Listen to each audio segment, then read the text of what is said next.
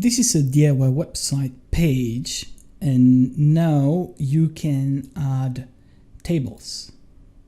It's a new feature still in an experimental phase. So it's not yet officially released, but this is how it looks.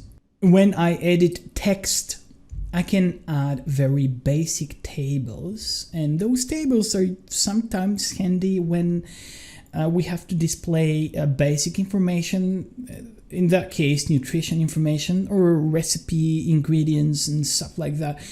It comes to a table that is better looking when you organize information of that type.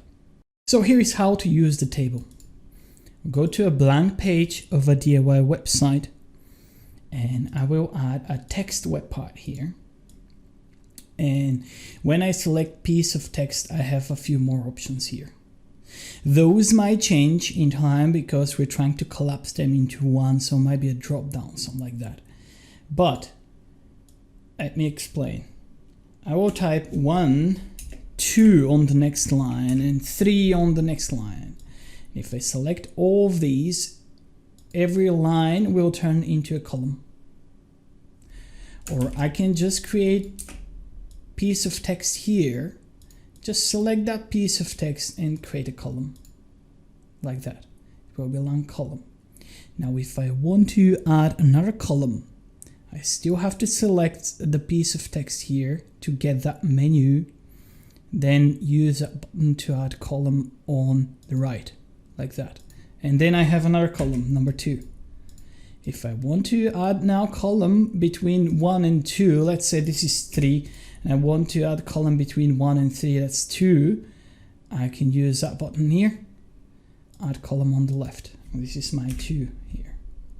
Now if I want to add row below, I can use that button here, add row below like that. It's a new row here. If I'd like to add row above, this is that icon over here, row above those. If I want to remove a column, I don't need that column anymore, I use that X at the end.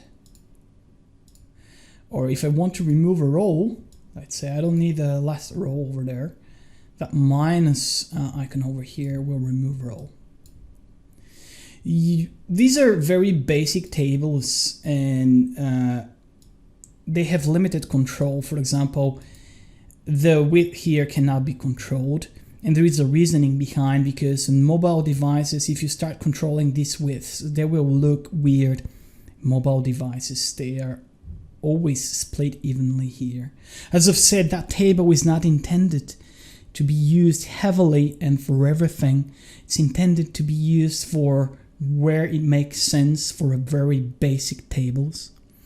And bear in mind that every table with lots of columns and lots of rows will look ugly on mobile devices, and we want to avoid such usage because it's not creating a good user experience.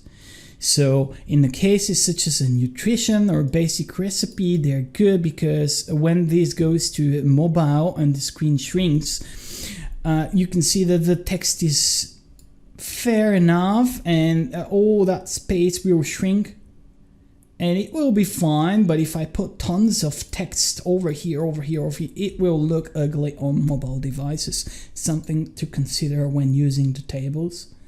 The feature will be there in an experimental phase, but probably we will roll it out for next month to say that it's officially supported. Give it a try. It's not the most intuitive thing in these menus. We're still thinking how to optimize it, but for now at least, basic tables are possible here.